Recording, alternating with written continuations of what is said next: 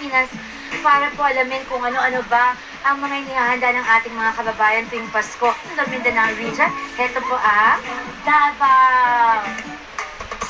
Merry Christmas, Ate Shawi! Galing dito sa Davao. Nako, isang special na recipe tunay na Davaoenyo ang hinanda namin para sa ating mga kapamilya at syempre, para sa'yo. Nako, ang bida sa ating recipe ngayon ay ang sikat din dito sa Davao, ang pomelo or suha. And I heard, Ate Shawi, na paborito mo daw ang mga sweet pomelos dito sa Davao. Nako, ngayon po, we are going to prepare pomelo salad para lang sa inyo.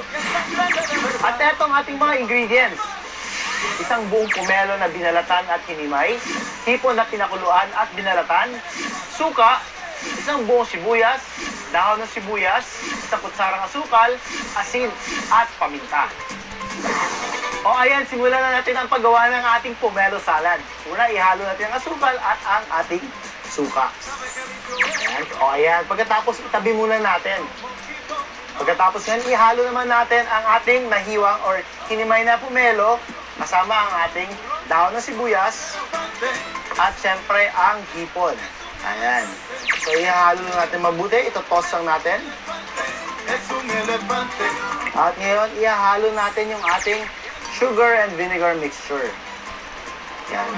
Ayan, tapos na agad ang ating pomelo salad. Ako, napakadaling gawin at very healthy pa. At alam mo ba, Ate Shawi, na 90% na pomelo dito sa buong Pilipinas ay dito sa Davao nang galing? Well, eto po si Ian Garcia ng Dinhing Dapito Sadya. Back to you, Ate Shawi. Thank you, Ian! Daghang salamat, Ian Garcia. Daghang salamat.